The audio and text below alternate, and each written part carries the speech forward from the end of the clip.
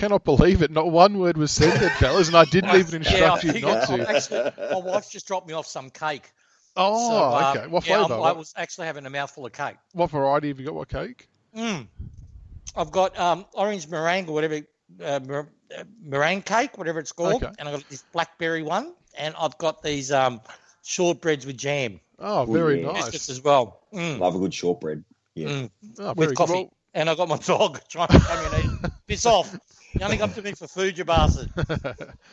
Welcome to the show, fellas. Welcome to the listeners as well. I know we're back after a loss, but we'll bounce back. We'll be all right.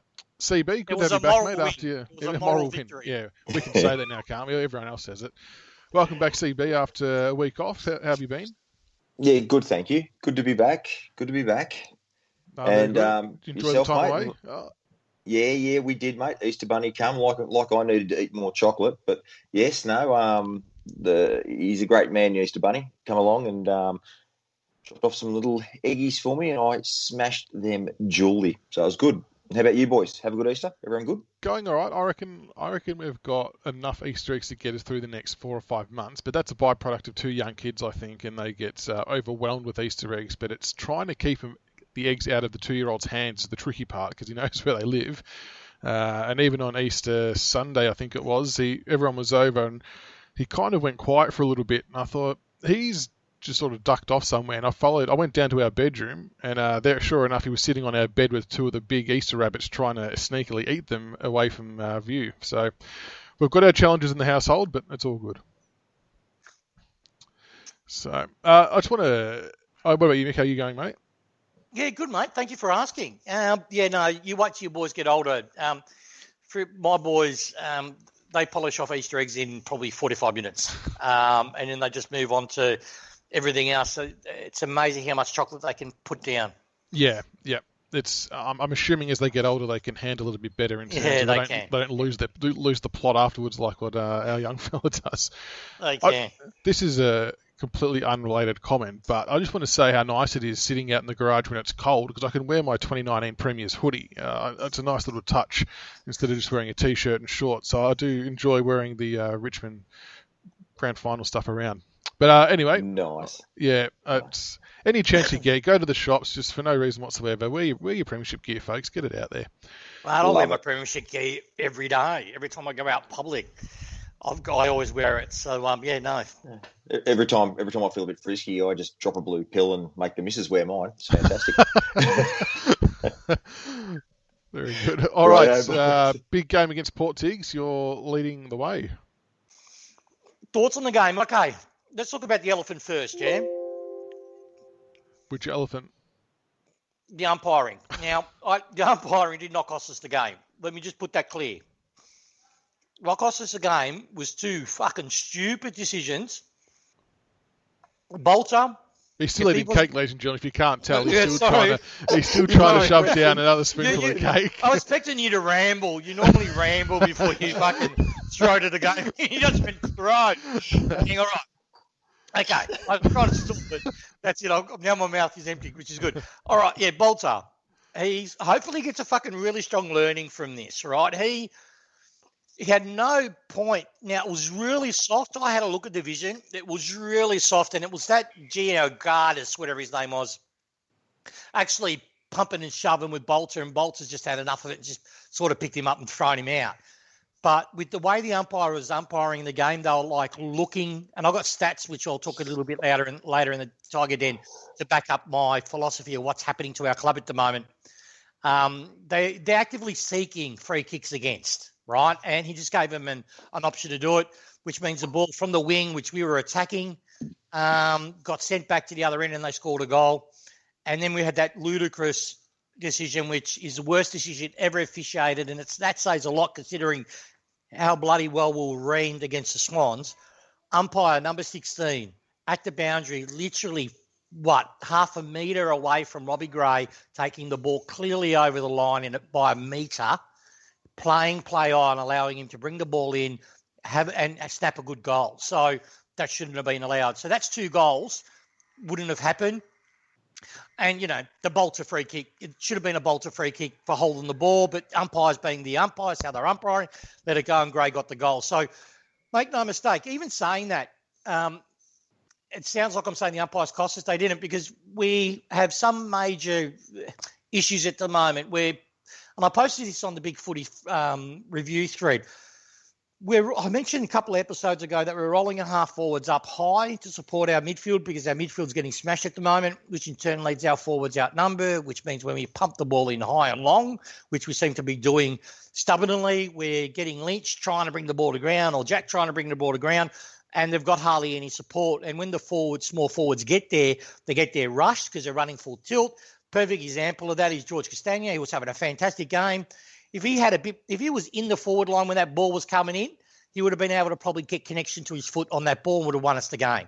But because he's running at full speed, he miskicked it, and then Gray obviously handballed it within the rules for a behind. So that's one issue. We got no connection between our midfield to our forwards. We lost it at selection. You reckon? It's a real big thing for me. I think we missed an opportunity. Look, I love that both kids were in the side, but really should have only put one because we had Hawley in the side. It's his first game, and he was rusty as all hell. I don't know what your thoughts on that was, Michael, when you saw it, but he was rusty as all hell for the first two quarters. He was not a liability, but he didn't really offer anything. Yeah, I think I put something either on the board or on Twitter that there was a couple of really non-Hawley-like errors, I think we can call it. And look, it's Rusty. He's played VFL for a couple of weeks. It's a whole different level when you're playing against a team like Port. So understandable there's a bit of rust, but there was one or two disposals that hurt us a little bit. But having said that, he wasn't alone. But I think as the game went on, he warmed into it. But I take your point, though, because I actually thought not only had the two debutants, Hawley sort of coming back for his first game, but Art's also heavily out of form too. It felt like there were too many gaps to cover. Because see, Arts is not an aerobic beast like a Lambert. We're asking him to play a Lambert-type role in running, pushing into the midfield and running back forward, and it's affecting his form. Like at the end of the day, we've got to make a decision on, hopefully it's this week, because with the Saints forwards, we're going to need to do this. Let them play in their best positions and just go with it, play to our strengths, because he's getting exhausted. He's not been able to contribute, but you're right, he's out of form. But look, I was right with Hawley. He got better as the game went on, like you said. What I loved, the positive I got out of the game, our midfield, who's been absolute shit for 2.5 weeks, turned the corner in the last half. Like, we were getting smashed in the clearances. I think it was like a differential of close to 20. It was we big. Ended up, yeah. But after half-time, we ended up evening it somewhat. Like, I think even when we won the last half, at the end of the game, it was 36-24, where if it was going like it was in the first half, it would have been bloody 48-12. That's how bad we were. So that was good. Port played a Port game. They didn't play any differently. Richmond, we're trying to spread a lot more aggressively than normally. We're, getting contested and then fan it out by handball, but we're trying to obviously still work out these new rules. And what we do every year, we'll spend 6 weeks absorbing the opposition, observing what they do, absorbing what they throw, tinker with what we do, and then we start steamrolling. So I'm not concerned, but it was a pity. I was really shitty after that game because we should have won it. The KPIs, if you don't understand football and you have a look at it, we got smashed in inside marks. Efficiency, we were shit inside 50. 8% off our average. We're at 40% where we're normally at 48, but that's a connection problem that we've got. Inside 50s, we're used to clubs like Port. They're not really quality inside 50, so I wasn't concerned about their 61 or our 49. But it was really, we had a method of play. We played a Richmond brand, which was pleasing. After the Sydney game, it was good to see that. But we're just causing too many self-inflicted errors, like Nankervis, to Grimes, which was a goal. That was a shocker. I don't blame Nank. He's exhausted, mate. That for me was a fatigue kick. That was, I'm fucking tired. Okay, not thinking, let's just do the easy kick because I can't kick it, and he kicked it over Grimes' head. But what are your thoughts, mate? What did you think? I've given my 10 bob. Yeah, you've taken all my stats. You killed me. I think it was a marked improvement from last week, and I think the supporter base is that's what we wanted to mainly see. And we knew that was going to come. We knew last week was just one of those shit kind of games against the Swans. But I think what frustrated me the most was the last quarter. Port obviously had a couple of players who were really hurt off the ground, and we know that we've got good running capabilities. And I said, to a few mates and said, we have to go all-out attack here and put them under the pump. And we did. We had them, the repeat inside 50s was off the chart. We just weren't lowering our eyes to hit a target. And so not being able to take that mark and convert that goal inside 50 killed us. We had plenty of chances to win that game and put them away, but we just rushed it, and they defended well. Jack missed a goal he maybe should have kicked. Then you go down the other end, and I think Robbie Gray kicks one from the boundary line. So we had our chances, but it was nice to see an improvement of endeavour and just effort all around. So which we didn't have the week before against the Swannies. CB, I know you watched the mini highlights reel on KO. What was your take from what you saw? And I didn't realise that was a thing, by the way. That's kind of cool. Yeah. No, look, I don't really have much to add, lads. Like I said, I've been a bit busy, as you know, the last couple of weekends, and I've really just been catching up on the highlights. And as you know, when you lose, you tend to sook up a little bit and don't watch the whole game. So I didn't. But I will say this, and Tiggs brought up in the pre-talk, like that goal that guy got when he literally went into the stand, ate a pie, got a couple of dimmies, had a can of Coke, and then was able to set up the goal. There's just some things. I won't go into it because Tiggs going to talk about it. I feel a little uneasy with the umpiring fraternity in our club at this stage. It's just things that I'm seeing. But that's. And Dimmer, that was probably the one that Dimmer did point out in his press. I mean, he was asked about it, to be fair, but even he said, Robbie Gray was in row 2 or 3, wasn't he, when he had that ball? But yeah, disappointing when you see people in a position to pay. But like we said, that's not the reason why we lost. There was plenty of other things we could have done. So the question I want to ask you about, I know we kind of touched on it, and I kind of probably spoiled it a little bit myself, but CB, I'll ask you first, even though you didn't watch all of it. Do you think it was a selection mistake to play 2 debutants and an out-of-form Arts and a fresh Hooley against a team like Port Adelaide, or is it good exposure for them nonetheless? No, look, I reckon, I had no issue with Hooley coming in. I had no issue with Arts playing. I just reckon you're probably flirting with form a little bit, given that we'd been absolutely belted by Sydney. To play 2 debutants, I can't remember the last time we actually played 2 debutants in the same game. So we might have got a little bit cute with that, and it might have bit us on the arse a little bit. From what I understand, young Martin was found out a little bit from the commentary I read. And I know Tiggs is going to say some things down the line, which I 100% agree with. But, yeah, I think we flirted with form a little bit. Tiggs, do you reckon... I know we had conflicting views about Martin's game. That's okay. But did you think it was flirting with form a little bit? Yeah, I thought you were an absolute prick to him, Michaels, to be honest. No, I'm only kidding, buddy. I'm kidding. Look, just on Martin, look, it's a huge jump up from... Like, we don't know what it's like. You know, we've never played AFL seniors, right? But some of us have played ammo footy. And, you know, I didn't do VFL because obviously I had life priorities outside of football. But...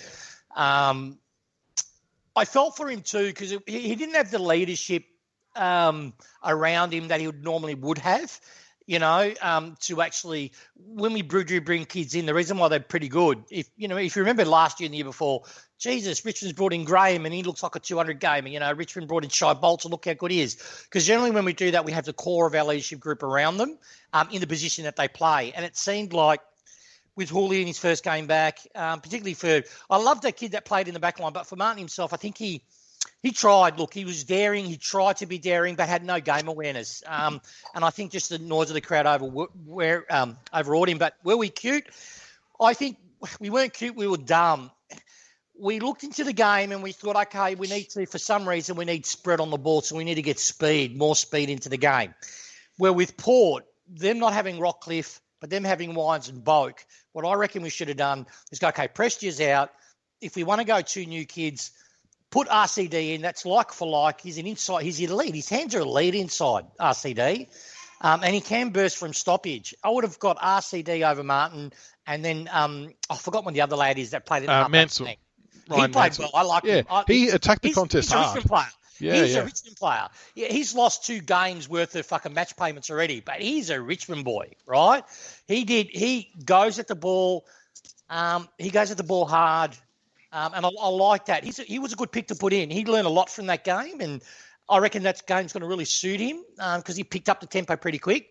But yeah, we should have gone for RCD. And even though that still would have been a debutant, he just would have had that bit more exposure and form at VFL level, I guess. But exactly. I liked Mansell. I thought Yeah, it was a hot contest, and I thought he held his own all right. He defended all right, hit the contest hard, had a bit of pace about him. So I won't be shocked if he plays again this week, to be honest. So well done to the two lads nonetheless. And even though I gave you a bit of a clip, Martin, just because you played 65% of game time, which kind of hurt us, but you're a Richmond man, and we will back you in, and you will no doubt prove me wrong in the future. Can I give one player a bit of credit? That I came to a realisation, it dawned on me during the game, that from now on, I'm going to enjoy appreciating him for what he brings to the side. I call it a Macintosh moment, right? I had a Macintosh moment with Pickett at the game. I reckon on the Port game was his best game for the club, even above the grand final performance in his debut game. What I've come to realise, and anyone listening to this, please take these words to heart. If you're like me and get frustrated with Pickett when he's in the back half and he fumbles, or he might do a scraggy kick, what it is, and I've come to realise this, he's not a one-touch player. He never has been in the games that I've seen him to be. But what he does, if you get past that and go, okay, he's not a one-touch player, and just move on and expect it, then his strengths, he does what no other person on our list does. It's very rare to see. He reminds you of Pickett, Derek Pickett or whatever his name, Byron Pickett. He tackles with intent to hurt, but legally. Right? And I applaud that.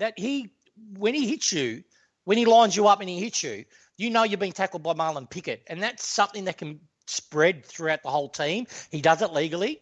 He might give the odd head high free kick, but he's also a pretty smart footballer and he's tough as nails. And the thing I appreciated about him, he motored. He just ran and ran. I liked his game too. He was really good. So kudos.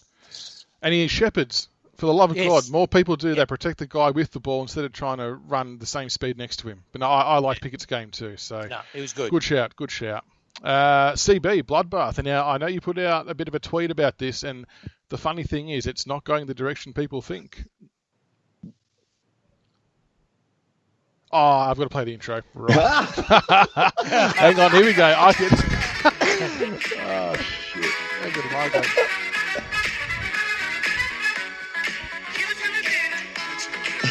All right, CB, give it to us, baby. What's the bloodbath about this week? There's two ways I can present this, but I'm just going to come out and say it. Matt Rendell. And now I'm going to say his name, Matt Rendell, and now I'm going to lead off with a quote from Matt. Trust me, Richmond did not want to play us in that grand final, and they would have been giving high fives after GWS got in there. Collingwood really broke down their game and defend really well on them, and they really worry about Mason Cox and Brody Myercheck. And they would have been going, GWS just handed us the flag. So that's interesting, Matt. So I did some research, and I looked at our since 2015, Richmond results versus Collingwood. And what I've come up with is since 2015, this includes the prelim, Richmond have won 6, Collingwood have won 3, and we've had a draw. And that would have been a win if Jack Riewoldt could kick 30 metres. Right? So you could argue it's 7 and 3. And I thought, okay, that's interesting. So, 6 and 3. Then I dug a little deeper, and I looked at Mason Cox's career versus Richmond. Right? And I didn't include, so to be fair, I didn't include the numbers where he didn't play. Okay? Mason Cox, and this includes the prelim, averages 1.83 goals a game against Richmond. Brody Myercheck, the other great white worry for us apparently, he averages 1.4 goals per game against us. And I thought to myself, that's interesting. Now, Jack Riewoldt's been playing for, 13 years? Jack Riewoldt versus Collingwood averages 2.29. Furthermore, we then have Tom Lynch. Since Tom Lynch has come to Richmond, can anyone guess here, what does Tom Lynch average against Collingwood while playing for Richmond? How many games is it? 4? Yep. He's kicked a few bags on them too. So I'd say around about 2 point something. I'll go 2.4. I was going to say 3. But... Okay, 3. Okay. Tom Lynch averages 3.66 goals a game against Collingwood while playing for Richmond. So Matt, I ask this. Have you really broken Richmond down? I know how I laughed as the so-called team you should have never lost to in 2019 just pantsed you again at the MCG. My biggest regret of 2019 was that we never got to smash the shit out of the bigoted racist pile of skunk shit that is the Collingwood Football Club. We didn't want to avoid you. It was the opposite. But as Nathan is 6 weeks away from getting the knife, I guess we'll never get to see that matchup. Collingwood was nothing more than a flash in the pan, a Bradbury Grand finalist, and 2 flags in 60 years to Richmond's 8 suggests you were on a collision course with the ultimate humiliation. Matt, you're a dickhead. Sit down and shut up. Well done, Steve. I like it when you finish off with calling someone a dickhead. Well done. Very good. I did laugh when I saw his comments, and I'm rapt that you put the research in that you did, because that just makes it all the more funny. So it's outrageous. Like what? Oh, mate, I would have beat you. I wasn't good enough to get past the shitter team to get to you and beat you, but I would have beat you. Like, come on, he's a Mason fucking Cox idiot. being the barometer on the back of he's played one good game against us, albeit an important game. We'll give that to him, but yeah, let's not go crazy with that kind of call. I like that, CB. Well done. And to all those people out there hoping that was going to be about the umpires, I don't think you've been let down. I think this is another good take, so I appreciate the work. All right, Tiggs, your turn. Tiger71 Den. And any intro? Do you want me to wait or no? Fucking intro. There you go. You got the song "Eye of the Tiger." You could easily fucking use that as an intro. Oh, yeah, I can work with that. Okay. Eye of the Tiger, fucking just put that on next show. Listeners, tweet out, that you're gonna do false orders to his wife's company for food if he doesn't put it in right. Put the sticker right up him, right? That's what I reckon. No, I'm only joking. Look, he's not.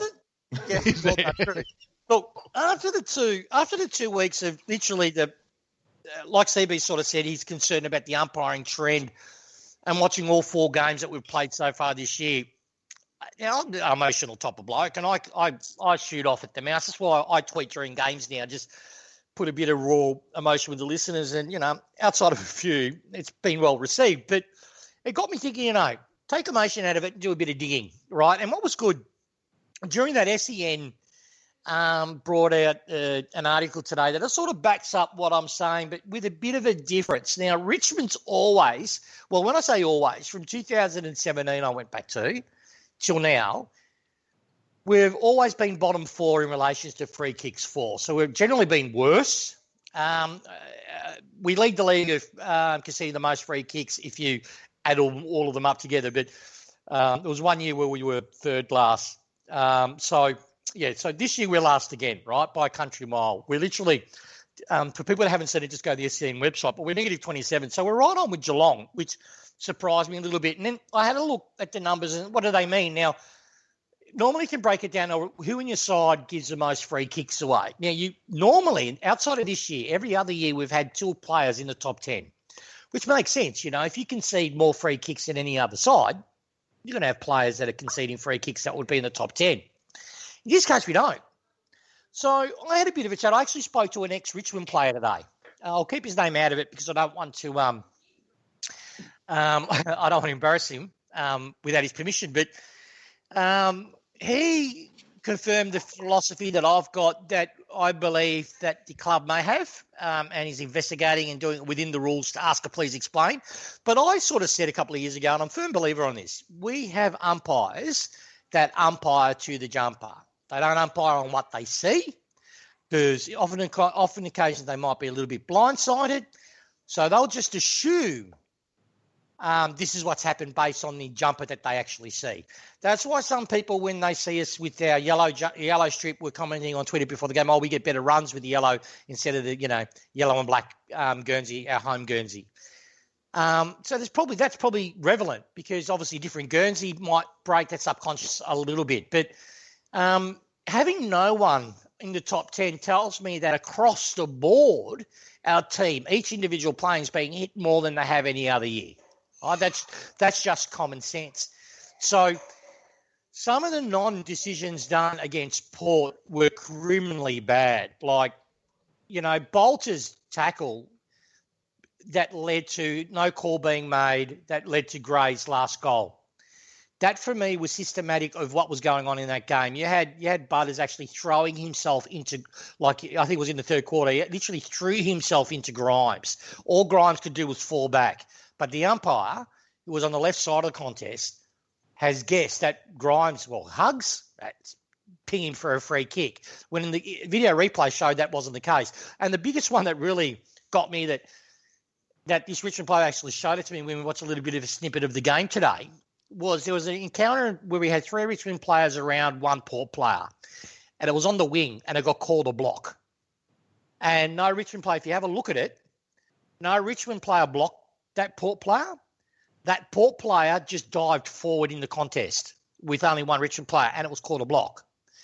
And we lost. We were streaming towards goal. We would have obviously got a turnover there and gone again for another inside 50. So it's a concern. I've got faith that the club is seriously sick of it and is asking a few questions. Sort of Hardwick allude to some of that in his press conference. So watch this space. I'll see. It's getting really bad.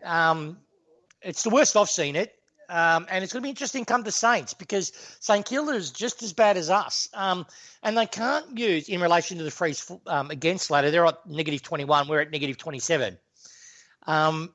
But if you think, if you ever get someone say, you give more free kicks as your game plan, slap that ignorant fool in the head because they don't know what they're talking about. Our game plan is being copied by Port and they don't concede the same amount of free kicks we do. And they're just as brutal. That's why poor Ryan, he's lost 2 match payments. He's probably going to have to play 4 matches to get back all the fines that he's got. And you can't sit there and tell me Richmond players are the only one infringing, only one playing tough. Poor players were doing the same, but they just didn't get pinged. And I think not to tinfoil hat, I think the data's starting to prove it. We're being targeted, ladies and gentlemen. I don't think it's overtly. I think it's just it's a passive targeting of our club. And hopefully our club's drawn a line in the sand and will fight against it. That's my take. Fair enough. It's an interesting set of data that kind of, it becomes hard to ignore. And I actually, ironically enough, did this similar kind of look back that you did at our last maybe 4 years of the free kick differentials. I remember even making a closest to the pin comp on the board about it. That's how ridiculous it was getting. I think we got -100 one year, which is just mind-blowing. And I get that we play on the edge, and we all accept that. But so does every other team, really, if we're being honest. All other teams play on the edge. So it's just, I think they need to start calling it how they see it. But at the end of the day, there's still plenty of other things we can do within the game to kind of eradicate it and to get the results. But it'd be interesting to see how this keeps playing out and developing. Tiggs, nice observations there. Can I put a challenge into all of us in the show when we give our margins? Okay. Can we also incorporate a free kick count for and against? I like it. Yes, we can. Absolutely. All righty. Do we go and listen to questions, boys? Yes. We will. We'll change it. I did have CB introducing this, but you can do it, Tiggs, because we've flipped the question. So you're going to ask the first one to CB. All right. So Daniel I've got that Eagle. right, haven't I, CB? That's you right. have. Yeah, okay, good. You do, brother. All right. Question for you, DB, from Daniel Eagle. DB. CB, I said. You've been drinking, Michaels? You right? Yeah, I'm right. Oh, good man. What are your thoughts on Lynch's start to the year? I have heard a lot of negativity around him, but personally I see him getting held almost at every contest and crash impacts hard. It's a pass mark for me so far. What do you think? First of all, Daniel, good evening. I think you're correct. There is some negativity around him, but I'm with you. If you watch the games and just see how hard he gets blocked and checked, he doesn't really have a lot of freedom to move and impact games like he has previously. And also, I think he started the season with a bit of a foot issue, so I'm not sure whether that might be troubling him. But for mine, I'm still giving him a pass mark because he still takes 2 defenders and crashing packs and bringing the ball to ground and all those things. So he's still performing his role within the team. But when we get to the ins and outs, I've sort of got some thoughts around what I think will help a guy like him and Jack out. Thank you. Very good. You're going again there, Tiggs. You're asking back-to-back questions. Fantastic. All right, Jared Douglas. I thought Mansell was okay. Martin struggled with speed of the game, needs more time. Can you discuss the deliberate rule, please? It constantly amazes me. The rule is open to interpretation by design. This way, most decisions are deemed correct, regardless whether they are paid or not.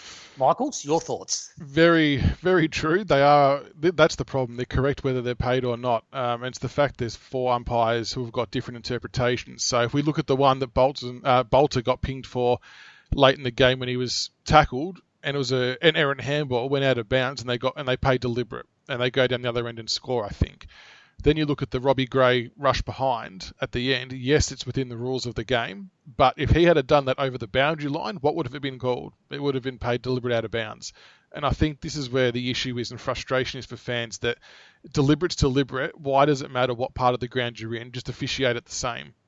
I reckon that would just help clear up any confusion. It shouldn't matter if it's going through for a point or if it's out of bounds. Yeah, just make it consistent and it might help resolve some of the issues.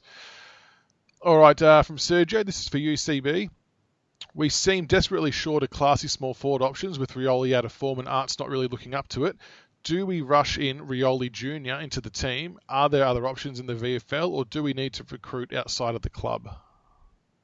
Actually, first thing I'll say is absolutely not on Maurice Rioli Jr. I know everyone gets excited about these new recruits and rush him. No, we don't need to. But I do agree that Arts is unfortunately out of form for whatever reasons, and Rioli has been out of form, but he had a good game in the Rezzies by all accounts.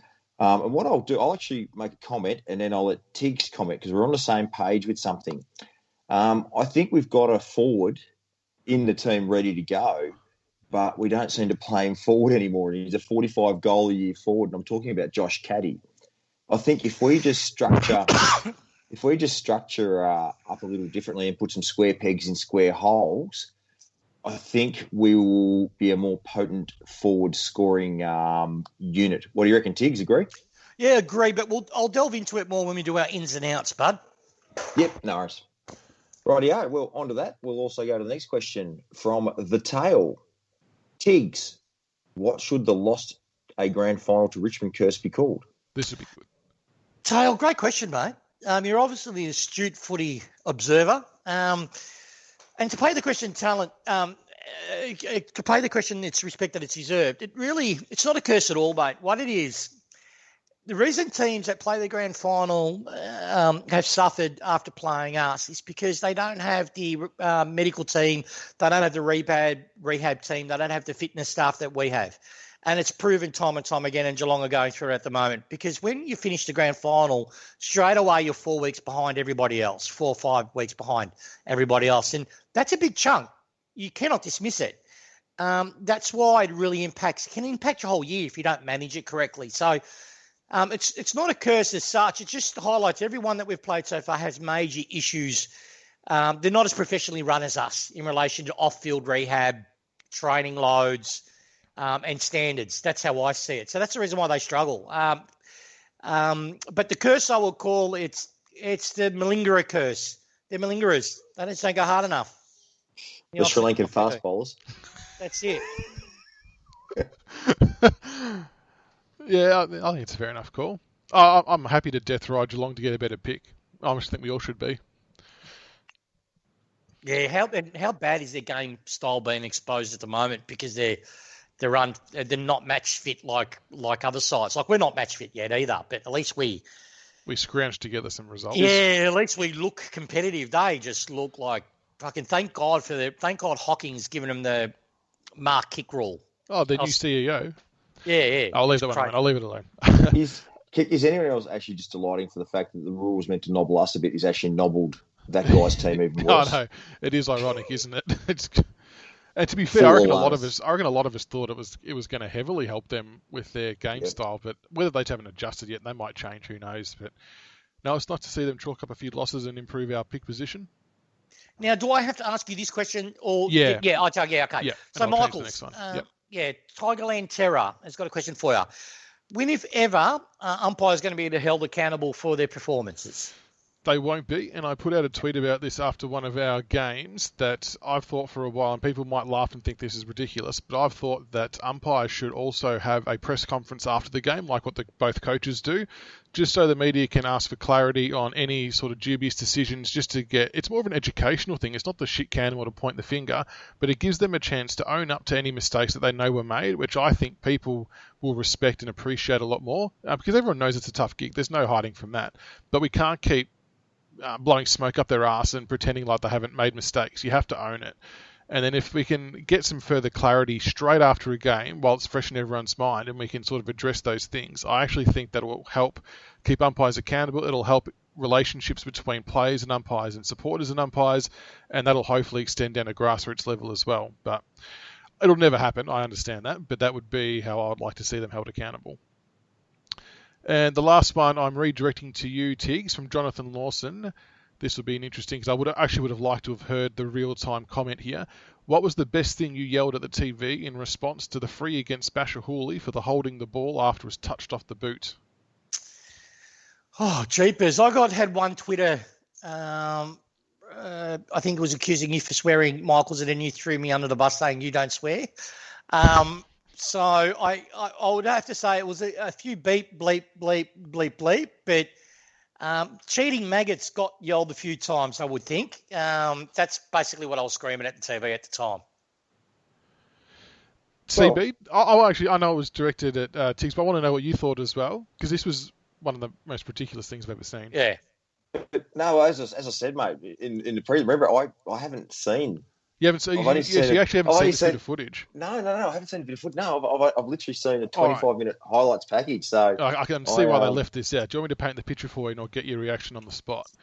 Yeah, so the ball's kicked inside our defensive 50. Basher Hooley takes an uncontested mark, and the umpire's called touched off the boot as he's marked it. And he hasn't heard it. It's pretty loud there and hostile, as you can imagine. A few Port players converge on him, take him to ground. He's looking a little bit confused. The umpire waits, and then awards holding the ball against him, and they've got a shot on goal. Now, I don't recall any other time in a game that's ever been given holding the ball. They've always given benefit of the doubt to the player who didn't hear touch. And to Hooley's credit, the man he is, asked for an explanation, copped it on the chin and said, okay, and moved on. But what's your take on that? It's pretty disgusting if that's what's happened. Yeah, they've got to be better than that.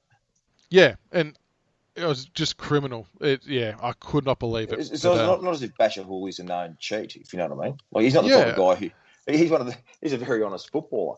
So I think that's again, it's probably, from what I've read across forums and things, it's probably very consistent with how people have taken the umpiring against us this week. Very much so. Well, listeners, thank you for the questions and keep sending them through. We'll front up again next week and do our best. And now we'll get into the preview of the Round 5 St Kilda game. All right. I'll also acknowledge as well with the questions. I know there was a lot of questions about some certain players becoming available to play this week. The reason we didn't include them in that segment is because we're going to talk about them now with the ins and outs. But we're playing St Kilda on Thursday night. Big clash. So St Kilda are 11th. We are 8th, both on 2 wins and 2 losses. We've just got the slightly better percentage.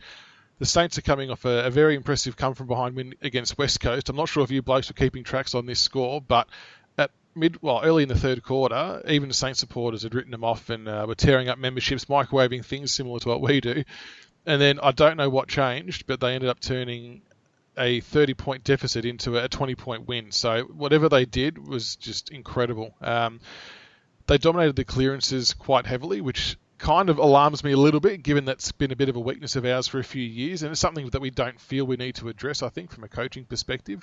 But yeah, the Saints won the clearances 45-30, and the stoppage clearances 31-19, and that's despite losing the hit-outs, with Nick Nat dominating that area.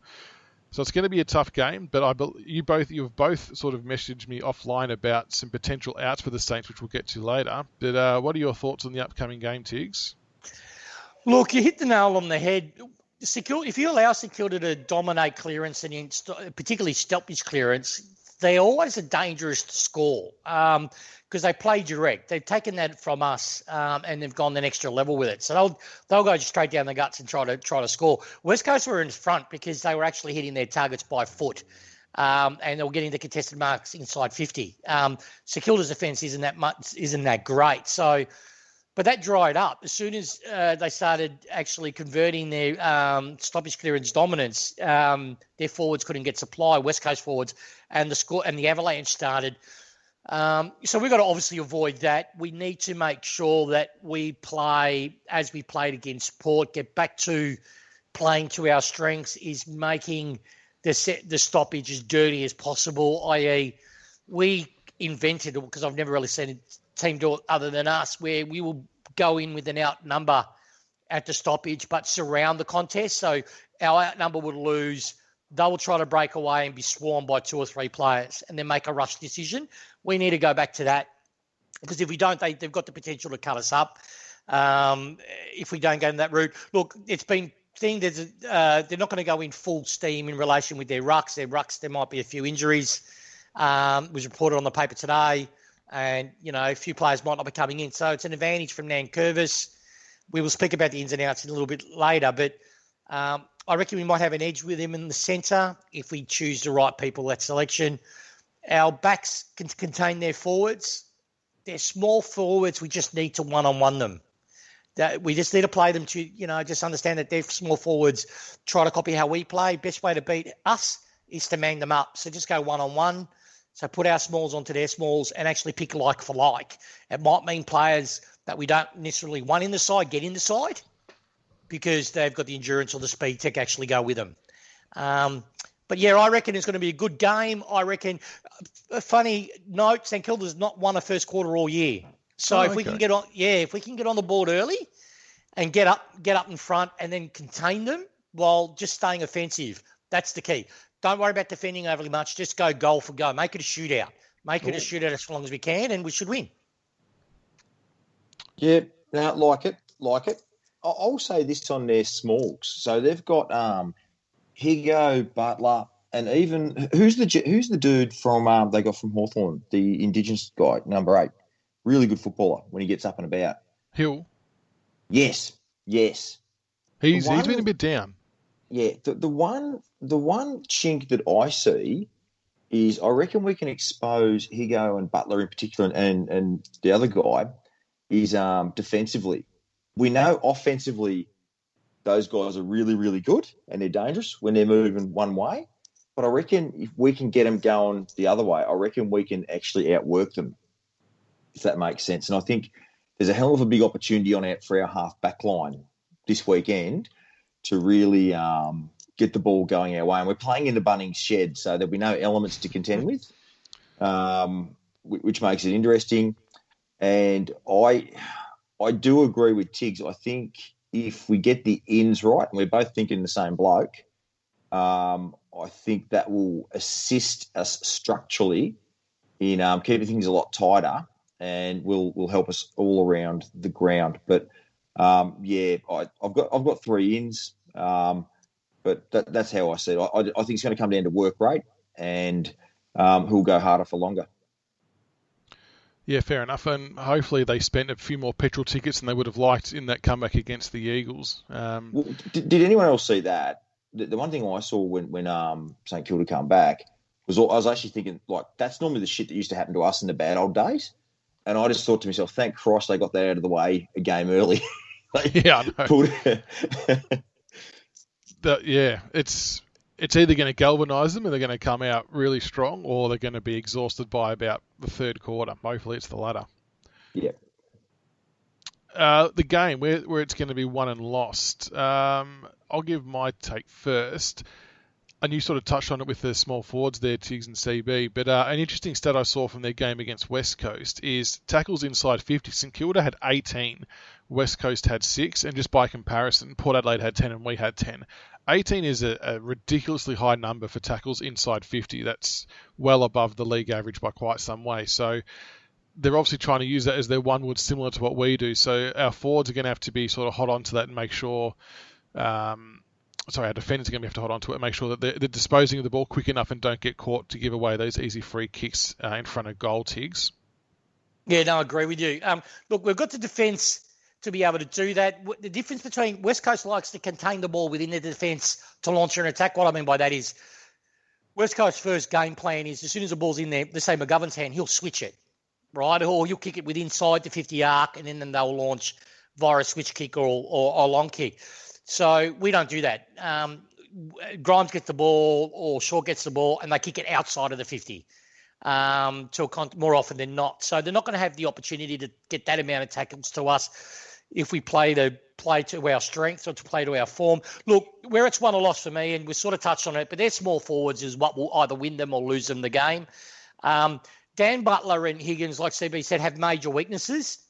The reason they did so well last week, they were shit when the heat was on, but as soon as they were told they can just attack, don't worry about the defending, it really opened up. So if we can play off them, if we can put a dangerous opponent on both of them, that if we win the ball and that opponent's free and go through that opponent all the time, it's really going to hurt him on the board. Still's having the year of his life, right? So I would put someone like a Graham on him. I would say to her, here's some learnings, mate. He's your age or close. He's a little bit older, but he's, young football sense. So are you. Go one-on-one like you did with Sloane. That's your task today. Minimise Still. They do that. That's going to really hurt him in the centre. Brad Crouch, I don't rate. Even though he chased and tackled, he doesn't hurt you. His disposal's iffy at best. So, yeah, what's going to be won or lost is their forwards. If we allow their forwards to play their game and we worry too much about their offence, we will lose. They need to be worried about our offence. That's my opinion.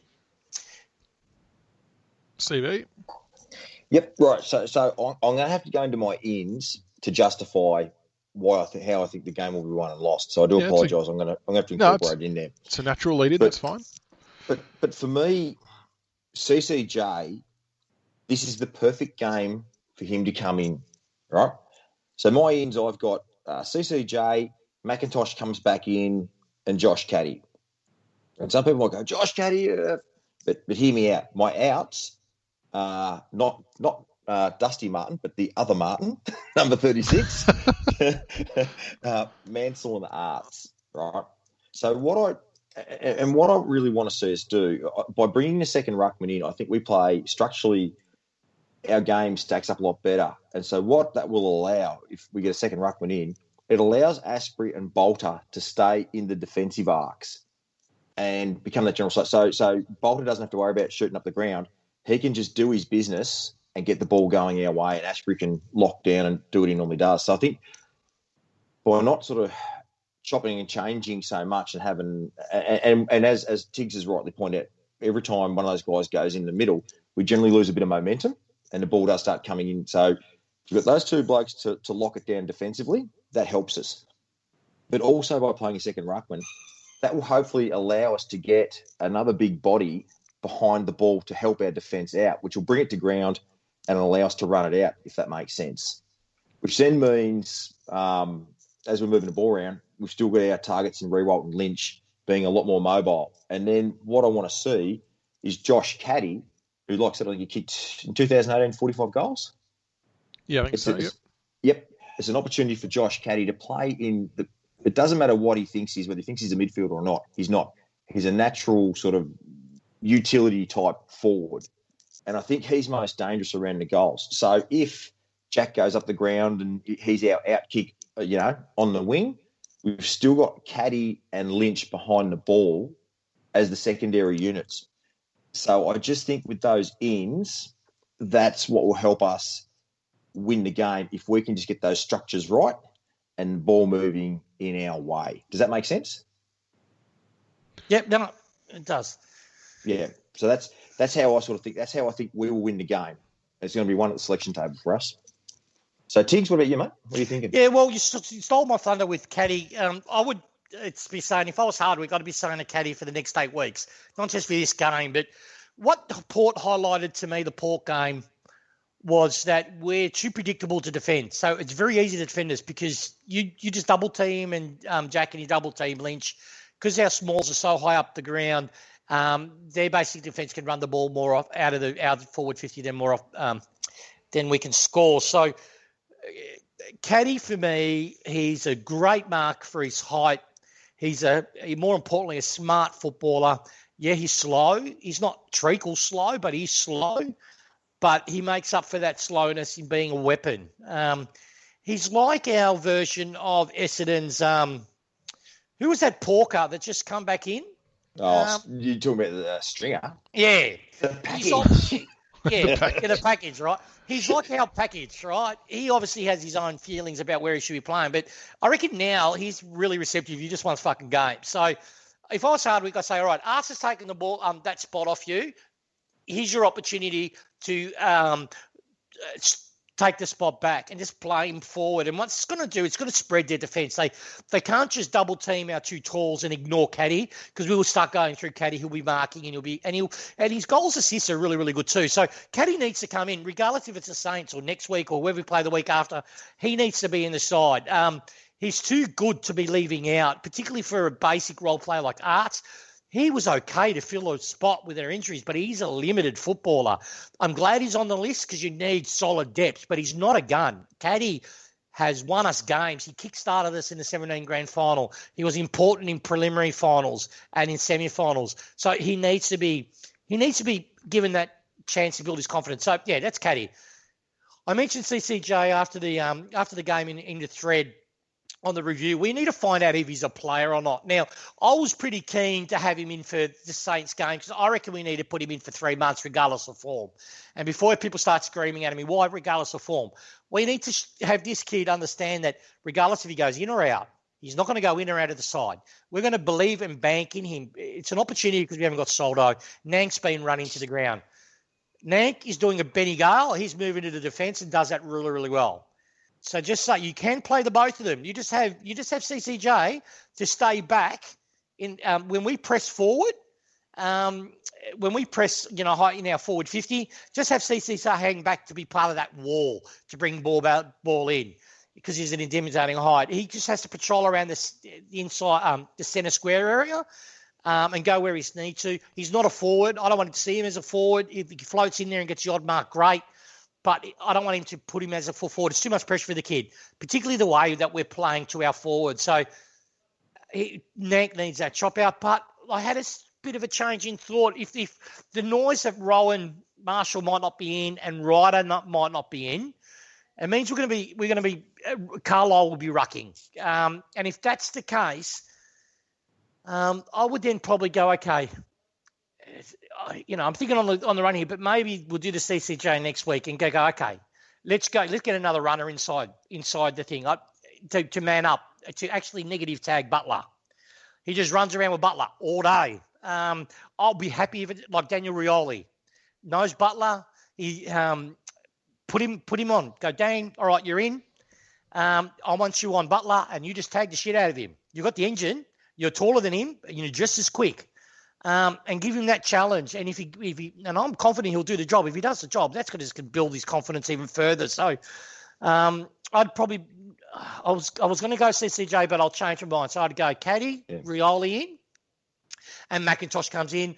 Obviously, the two young kids go out, and Arts needs to go out. Arts, he kicked a goal. It was a neat goal, but he doesn't have the upside that the other players can bring. So that's my take. I'm on the same line as CB, especially, and I agree with both of you on the Caddy front. He needs to play as that third forward. And I don't want it to come across that he's as good as Dustin Martin, but in terms of strength and our positioning defenders, he's pretty good at it. So even if he's isolated deep, he is dangerous and a really hard matchup for any defender. So I 100% agree that he needs to be that third tall, and just to provide a marking. He's good at providing a contest. He's got good goal sense, and he's hard at it. So the only catch is we may lose, obviously, a touch of speed with who we have to put out. But I think we've got to try something a little bit different and compensate elsewhere. But yeah, McIntosh comes in. I think Hardwick said that the game day will be the 12th mandatory day that he has to miss, they can come back on. So that's good. And CCJ I'm all for. And when you look at the VFL reports, he is doing a good job up forward as well when playing there. So at least we know that if there is a need to have to rest him forward instead of wasting a rotation on the bench, that he can play down there as well. But your point is right, Tiggs, that with the way we deliver the ball to our forwards, it's not exactly favourable for someone trying to learn the craft there. So I would like to see him do more time in the ruck and just give Nank a bit of a break so we don't burn him out. But just to clarify, if Ryder or Mansell plays or Marshall plays, either of those two boys plays, then I'd swap CCJ in for Rioli. But if both of those tools aren't in, then I'd go like for like. That's the other thing as well too. See, I wouldn't mind giving CC get one game under his belt to get his feet moving, because the following 3 weeks he's up against Mac Horn. Then the week after that, we are going to be up against Tim English and West. And in the following week, we'll be up against Blixarves and who's that other? Reece Stanley. Yeah, it's Stanley. So, so that's sort of why I wouldn't mind just get him in. And I agree with Tiggs. He needs time. He can't just be in and out like a teabag. He's got to be in, and they've got to give him a block of games and say, you are the man, you're helping Nank, get to it, get to work. All righty. So we've spoken about who we want in. Key matchups.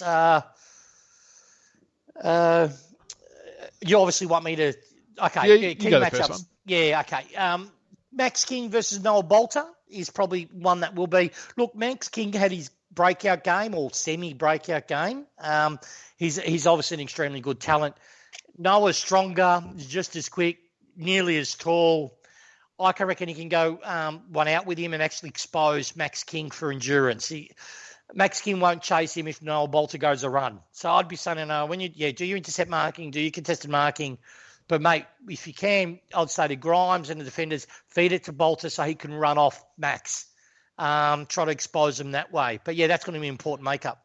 I think that actually sort of ties into what CB said as well. If we get the right lineup in and Bolter can play as a proper backman, he will be able to do that. Yep, and I can combine 2 here out of the next 2. So the next couple of matchups we were looking at was Dougal Howard and Jake Carlisle versus Lynch and Rewalt. Then we also had in the rucks Rowan Marshall versus Nankervis. But as we've just discussed, if Marshall is out and Carlisle has to go into the ruck versus Nank/CCJ, hopefully, I think they might have to bring in a guy like Marsh. I can't think who their backup defender is. Josh Battle can part-time ruck as well. But he's a good footballer, Josh Battle. He's a good footballer. Yeah. Not an ideal solution, albeit, but he can do it if he has to. Yeah. So I think we just might, again, if we can just get our matchups in where we need them, we might be able to expose them with a bit of height deep forward. And the Saints might struggle a little bit. If we can get our ball movement right, the Saints might struggle. And I just think in the ruck, we can double team, just like we do against Grundy, when we had Soldo and Nankervis. If we just double team whoever they've got in the ruck and just wear them down. We will run over the top of them in the second half. And I will say this, it was good that Jack Ross... How did Jack Ross go, guys? How was his game? He was all right. He played a good role. He was negative. He was a negative midfielder and played that well. Like Wines really didn't touch the ball. Oh, well, he had his possession, but Wines, if you watch the game, Wines' name was really wasn't damaging. He didn't hurt us, did he? And a lot of that was Jack Ross. Yeah, I liked his game. Good. He might be your man. He might be your man to go to steal. I might say here's another role for you. Yeah, well, that's how you learn. That's how you 100%. learn the game. I had Jack Steele versus Jack Graham, but that's not a bad proposition to give it to Ross. Steele, as you said before, has been smashing it this year. Shout out to Cooper. Those who are on Facebook will know exactly what I mean when I say that. We know we don't tag in a pure sense, but we have to just make sure we don't let him get off the leash like what Sidebottom does against us most years. So whether it's Graham or Ross, whoever, even if it's a rotation of the two, whatever it might be, just make sure that he is contained as best we can without compromising our own game plan. Tiggs, last one. Yeah, it's the same too with the defence forward battle that we're going to have. So, Memory, Battle, Higgins and Butler versus Asprey, Broad, Hawley, Baker. It's really our full 7 defenders, not just those 4. I'd probably, Memory's always a danger for him. I'd just put Broad on him the whole game. Wherever Memory goes, Broad should go. Broad's good as the air as Memory. Can match him for strength and also for height. So with Battle, whoever's closest, is it Asprey? Is it Grimes? But wherever we can get them is Higgins and Butler, and the other one's Gresham. It's that little. They all look the same, the little forwards. It's Gresham's not injured, is he? It's that other small. Gresham's the smaller one? Yeah, he always kicks in goals against Gresham. He's a good player. So we've got to include him in that mix as well. So really, Higgins, Butler, Gresham. what I'd basically say is go, okay, Baker, you're on Higgins. Baker will hurt Higgins. Higgins has not got a tank, and Baker is an aggressive defender. If Baker can stay with him, we'll definitely stay with Higgins. Higgins is not an overhead marker, so we're not going to have to worry about head-high free kicks. If Baker starts throwing him to the ground, Higgins has got a bit of a temper on him.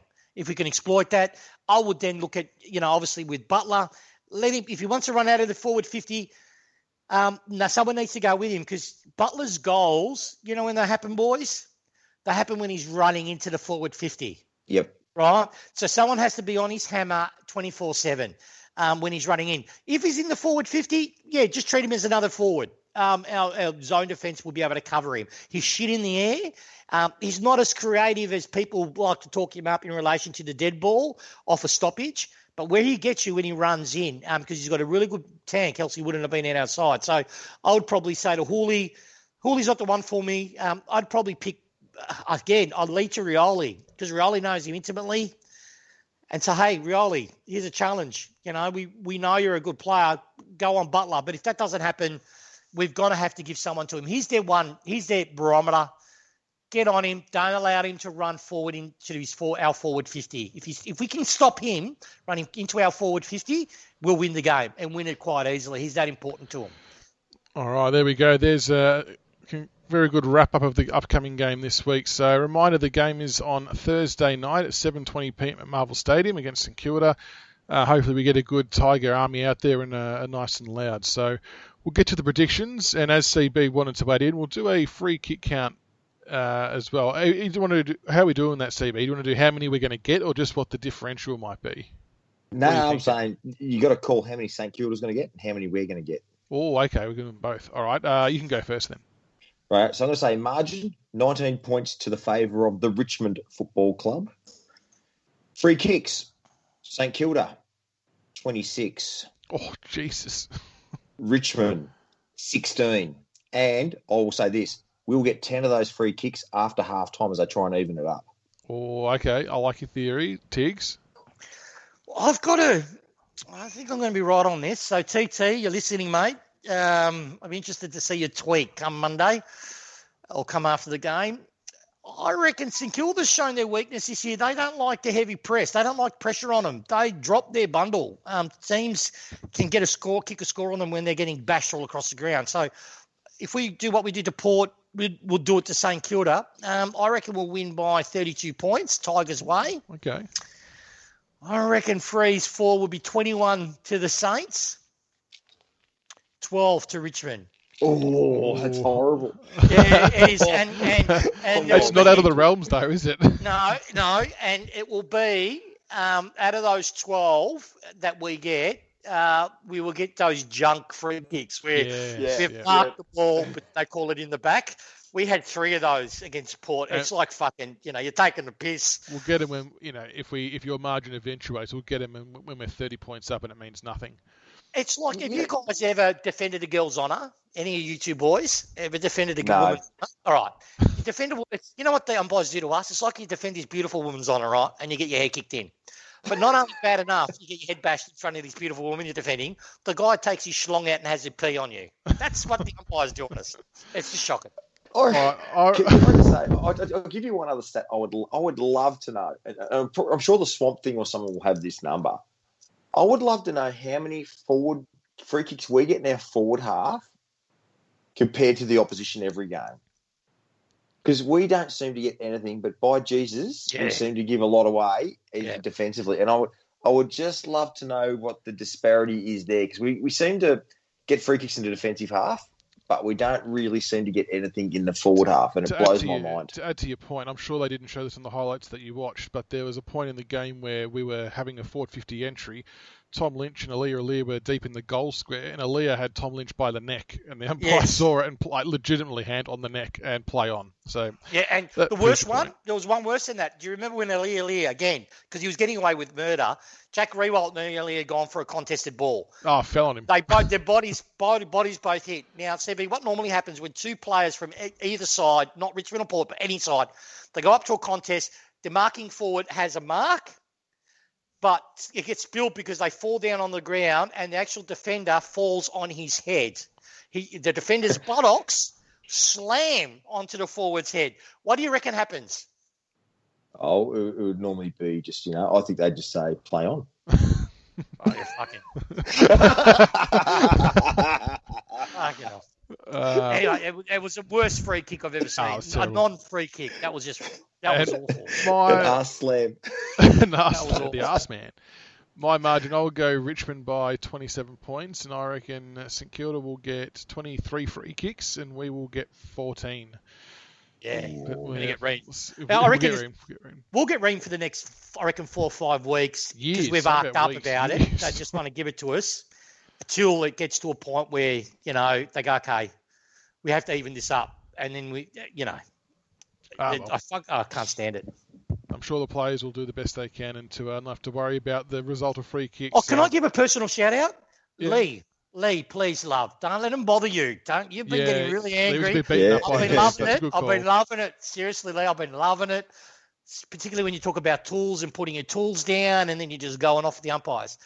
Love your spirit, but don't let them give you an ulcer. You're too good of a person, and don't give the maggots the satisfaction. That's a good shout. That did rattle Lee a little bit. I did see those tweets. Yeah, poor thing.